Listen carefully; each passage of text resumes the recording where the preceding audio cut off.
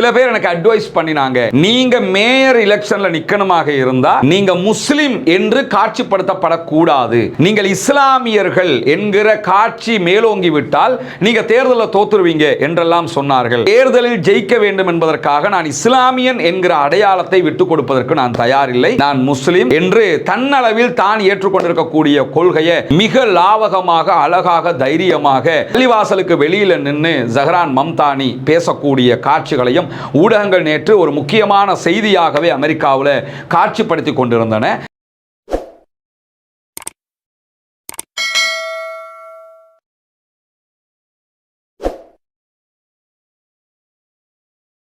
November 4ஆம் தேதி உலகத்தில் இருக்கக்கூடிய பலரும் மிக எதிர்பார்ப்போடு காத்திருக்கிற ஒரு தேர்தல் அமெரிக்காவிலே நடைபெற இருக்கிறது.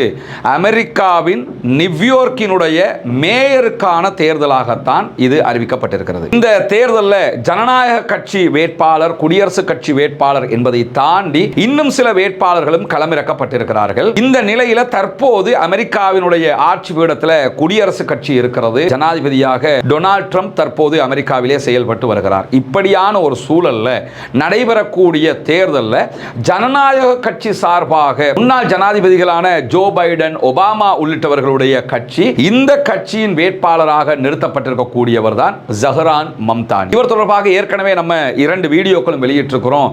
அமெரிக்காவினுடைய நியூயார்க்கினுடைய தங்க மகன், கோல்டன் பாய் என்று அழைக்கப்படுகிற அளவுக்கு அவர் மேல மக்கள் அபிமானம் அதிகரித்து கொண்டு வரக்கூடிய சூழல்ல எதிர்வருகிற நவம்பர் 4ஆம் தேதி தேர்தல் நடைபெற இருக்கிறது.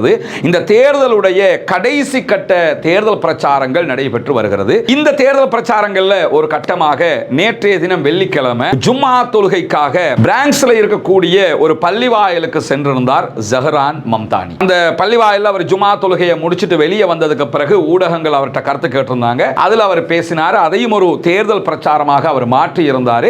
இறுதிக்கட்ட தேர்தல் பிரச்சாரம்ங்கிற காரணத்தினால ஜஹரான் மம்தானியினுடைய தற்போதைய பிரச்சாரங்கள் எல்லாம் எதிர்த்தரப்பால் முன்வைக்கப்பட்ட வாதங்களுக்கான பதில்களாகத்தான் அமைந்து கொண்டிருக்கிறது. ஏன்னா அவர் நான் ஆட்சிக்கு வந்தா என்ன பண்ணுவேன் என்கிறதை ஆல்ரெடி சொல்லிட்டாரு. நியூயார்க்ல இருக்கக்கூடிய பிரச்சனைகள் என்ன, பொதுமக்களுக்கான பிரச்சனைகள் என்ன, அரசியல் பிரச்சனை என்ன, அதையெல்லாம் நான் பண்ணுவேன் சொல்லிட்டாரு. இப்ப அவர் மேற்கொள்ளக்கூடிய பிரச்சாரமே என்னன்னா, தனக்கு எதிராகவும் தான் சார்ந்திருக்கிற சமூகத்திற்கு எதிராகவும் தான் ஏற்றுக்கொண்டிருக்கக்கூடிய கொள்கைக்கு எதிராகவும் முன்வைக்கப்படக்கூடிய விமர்சனங்களுக்கு தான் அவர் பதில் சொல்லிக் கொண்டிருக்கிறார். அந்த அடிப்படையில் ஜஹரான் மம்தானி மேல முன்வைக்கப்பட்டிருக்கக்கூடிய மிக முக்கியமான குற்றச்சாட்டாகவே அவர் நேற்றைய தினம் தொழுகைக்கு பிறகு வெளியில வந்து என்ன சொல்றாருன்னா, என்னை உலகளாவிய ஜிஹாதிஸ்டுகளின் தலைவனாக அல்லது உலகளாவிய பயங்கரவாதத்தை ஆதரிக்கக்கூடியவனாக காட்சிப்படுத்த முனைகிறார்கள் என்கிற ஒரு குற்றச்சாட்டை முன்வச்சிருக்கிறாரு. முன்வச்சது மட்டுமல்லாம இதற்கு என்னை இப்படி பயங்கரவாதியாக காட்டுவதற்கு அவர்கள் கையிலே எடுக்கிற ஆயுதமே என்னன்னா 9/11 மாதிரியான ஒரு தாக்குதல் அமெரிக்காவிலே நடைபெறும். ஜஹரான் மம்தானி ஆட்சிக்கு வந்தார் என்று சொன்னால் அதையெல்லாம் எதிர்பாருங்கள் என்றெல்லாம் சொல்லுகிறார். 9/11 தாக்குதல் அமெரிக்காவிலே நடைபெற்றதற்கு பிறகு ஆப்கான் மீது அமெரிக்கா போர் தொடுத்தது. உலக அளவில் ஜியோ பாலிடிக்ஸ்ல பெரிய மாற்றம் எல்லாம் ஏற்பட்டது.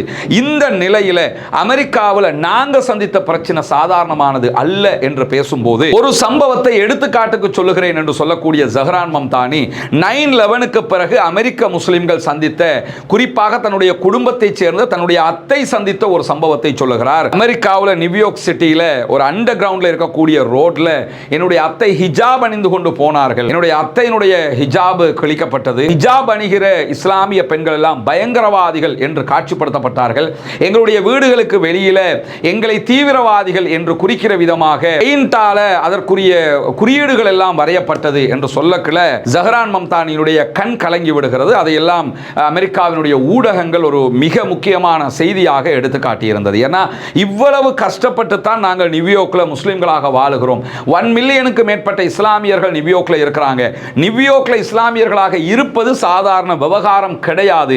என்னை போன்று அரசியல் ரீதியாக மேலிடத்திற்கு வந்திருக்கக்கூடிய ஒரு இளைஞனுக்கே இந்த நிலை என்றால் சாதாரண மக்களுக்கு எந்த நிலையாக இருக்கும்? எனவே இஸ்லாமிய வெறுப்பை திணிக்காதீர்கள். தற்போது நியூயார்க் மாநில சட்டமன்ற உறுப்பினராக இருக்கக்கூடிய ஜஹரான் மம்தானி என்ன சொல்றாருன்னா, நான் இம்முறை மேயர் எலெக்ஷன்ல போட்டியிட போறேன் அப்படின்னு சொல்லி எலெக்ஷனுக்குள்ள வரும்போது சில பேர் எனக்கு அட்வைஸ் பண்ணினாங்க, நீங்க மேயர் எலெக்ஷன்ல நிக்கணுமாக இருந்தா நீங்க முஸ்லிம் என்று காட்சிப்படுத்தப்படக்கூடாது, நீங்கள் இஸ்லாமியர்கள் என்கிற காட்சி மேலோங்கி விட்டால் நீங்க தேர்தலில் தோத்துருவீங்க என்றெல்லாம் சொன்னார்கள். தேர்தலில் ஜெயிக்க வேண்டும் என்பதற்காக நான் இஸ்லாமியன் என்கிற அடையாளத்தை விட்டுக் கொடுப்பதற்கு நான் தயாரில்லை, நான் முஸ்லிம் என்று தன்னளவில் தான் ஏற்றுக்கொண்டிருக்கக்கூடிய கொள்கையை மிக லாவகமாக, அழகாக, தைரியமாக பள்ளிவாசலுக்கு வெளியில நின்று ஜஹரான் மம்தானி பேசக்கூடிய காட்சிகளையும் ஊடகங்கள் நேற்று ஒரு முக்கியமான செய்தியாகவே அமெரிக்காவில் காட்சிப்படுத்தி கொண்டிருந்தன.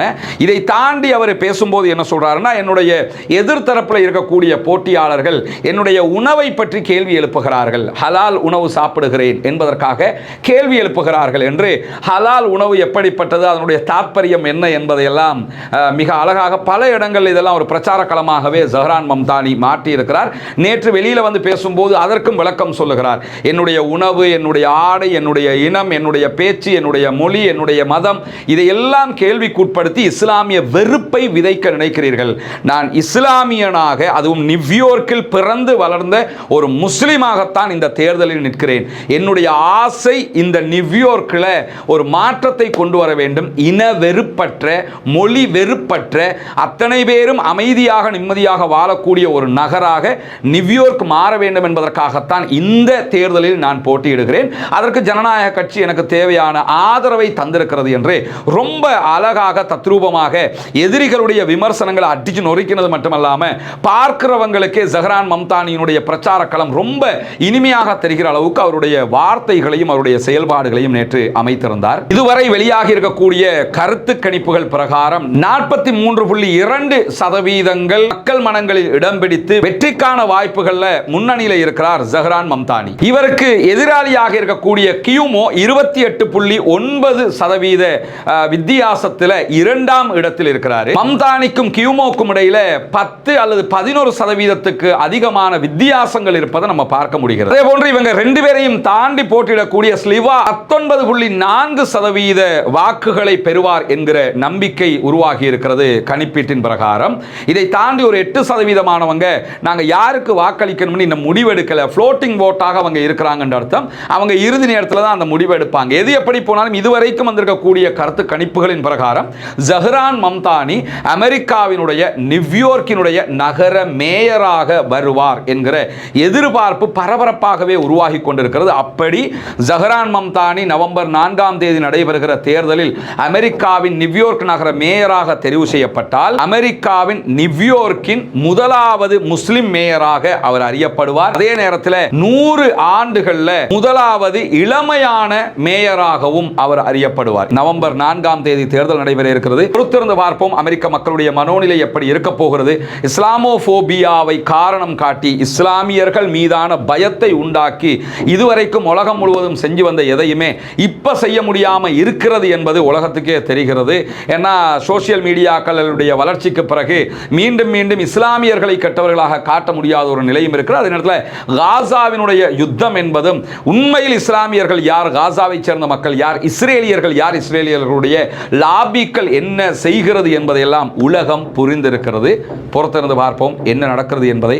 நவம்பர் 4ஆம் தேதிக்கு பிறகு இந்த விவகாரத்திற்கான தீர்வு மிக தெளிவாக கிடைத்துவிடும். என்ன நடக்கிறதோ இறைவன் விதிப்படி மிகச்சரியாகவே நடக்கும். வாஹிர் தஅவானா அல்ஹம்துலில்லாஹி ரப்பில் ஆலமீன்.